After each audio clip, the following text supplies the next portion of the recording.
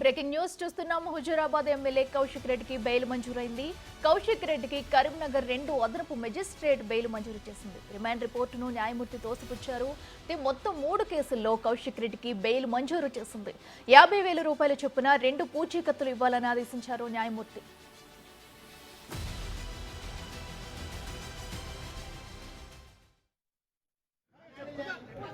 కౌశిక్ రెడ్డి తరపున వాదించినటువంటి అడ్వకేట్ మధుసూదన్ రావు గారు ఉన్నారు. సార్ చెప్పండి, ముఖ్యంగా దేనిపైన వాదోపలు? ఈ కౌశిక్ రెడ్డి గారి పెట్టిన కేసులన్నీ 7 సంవత్సరాల లోపు శిక్షించబడేటే. దాని విషయంలో Senthil Kumar judgement, supreme court judgement, మన తెలంగాణ హైకోర్టు సర్క్యులర్ ప్రకారంగా ఆ వాదనలు పరిగణించి 50,000 ఇద్దరు షూరిటీస్తో ఒక్కొక్క కేసులో రిలీజ్ చేశారు.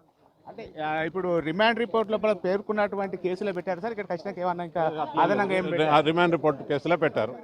అంటే ముఖ్యంగా గతం లోపల ఇప్పుడు హైదరాబాద్ సంబంధించినటువంటి కేసుల గురించి వాళ్ళు చెప్పారు. ఆ కేసులన్నీ కూడా పబ్లిక్ రిప్రజెంటేటివ్, పబ్లిక్ డిశ్చార్జ్ చేసినట్లు అయినాయి కనుక దాని విషయంలో కన్సిడర్ చేసి బెయిల్ ఇచ్చారు. ఇది ముఖ్యంగా ఇటు కౌశిక్ రెడ్డికి అయితే కండిషన్ బెయిల్ పైన 50,000 పూచికత్తు పైన బెయిల్ మంజూరు చేస్తూ ఇటు ఉత్తర్వులు జారీ చేసినట్లయితే అడ్వకేట్ కౌశిక్ రెడ్డి తరఫున అడ్వకేట్ చెప్తున్నటువంటి పరిస్థితి కనబడుతుంది.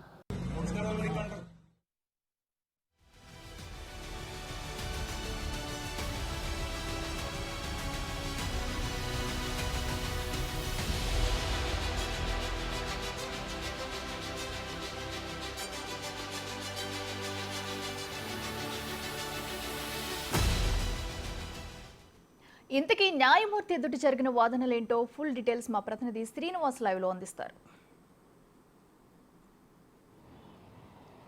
అఖిల, కొద్దిసేపటి క్రితమే ఇటు హుజూరాబాద్ ఎమ్మెల్యే పాడి కౌశిక్ రెడ్డికి బెయిల్ మంజూరు చేస్తూ అయితే ఉత్తర్వులు జారీ చేసినటువంటి పరిస్థితి. ముఖ్యంగా దాదాపుగా ఇటు గంట సేపు పాటు కూడా ఇటు జడ్జి ముందు వాదోపవాదాలు జరిగినటువంటి పరిస్థితి. ఇటు కౌశిక్ రెడ్డి తరఫున తమ వాదనలు బీఆర్ఎస్ లీగల్ టీము, తర్వాత అదేవిధంగా కౌశిక్ రెడ్డి యొక్క అడ్వకేట్స్ ఇటు మధుసూదన్ రావు, రవీందర్ సింగ్, లక్ష్మణ్ ఇటు వాదనలు పెద్ద ఎత్తున కూడా చేయడం జరిగింది. అదేవిధంగా వీరు చేసినటువంటి వాదనలు కూడా ఇటు పీపీ కూడా పెద్ద ఎత్తున కూడా వాదనలు చేయడం జరిగింది. కౌశిక్ రెడ్డి యొక్క బిహేవియరు, కౌశిక్ రెడ్డి యొక్క పైన వరుసగా జరుగుతున్నటువంటి సంఘటనల పైన పీపీ జడ్జి ముందు చాలా ఇటు పెద్ద ఎత్తున కూడా వాదనలు వినిపించారు.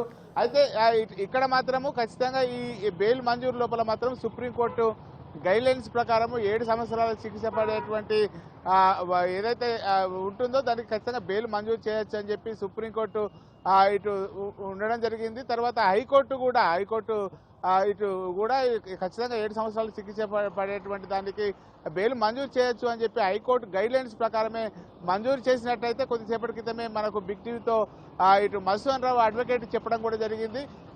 కానీ దీనిపైన మాత్రము పీపీ అయితే చాలా జడ్జి ముందు బలంగా వాదనలు వినిపించారు. ఎందుకంటే కౌశిక్ రెడ్డి ఎప్పుడు కూడా ఇలాంటి వరుస సంఘటనలకు పాల్పడుతున్నాడు. ఇటీవల హైదరాబాద్ లోపల ఉన్నటువంటి పోలీసుల పైన దురుసుగా ప్రవర్తించారు.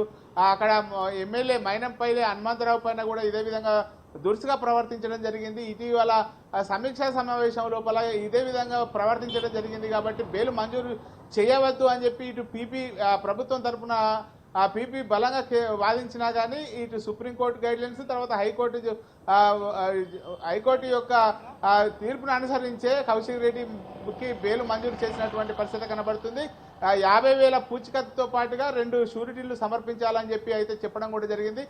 ఇటు మరికొద్దిసేపట్లో కౌశిక్ రెడ్డి మీడియాతో సమావేశం లోపల మాట్లాడనున్నాడు. ఇప్పటికే కోర్టుకు వచ్చేటువంటి సమయం లోపల కూడా ప్రభుత్వం తన పైన అక్రమంగా కేసులు బనాయించింది, ప్రభుత్వం ఇస్తానన్నటువంటి హామీలను ప్రశ్నిస్తున్నందుకే తనపైన అక్రమ కేసులు పెడుతుందని చెప్పి చెప్పడం కూడా జరిగింది.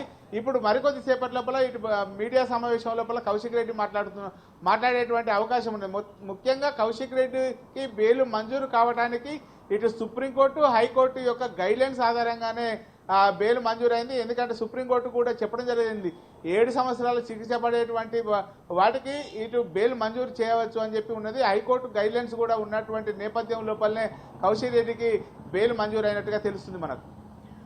అయితే శ్రీనివాస్, మనం చూస్తున్నాము ఇప్పటికే ఆయనపై అయితే పలుసార్లు కేసులు కూడా నమోదైతే అయితే ప్రస్తుతం అయితే 3 కేసుల్లో కూడా కౌశిక్ రెడ్డికి అయితే బెయిల్ మంజూరు అయింది.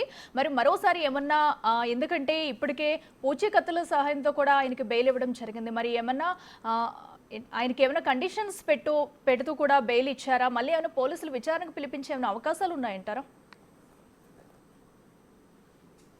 ఎస్, అంటే ఈ కేసు పైన అయితే బెయిల్ మంజూరైంది.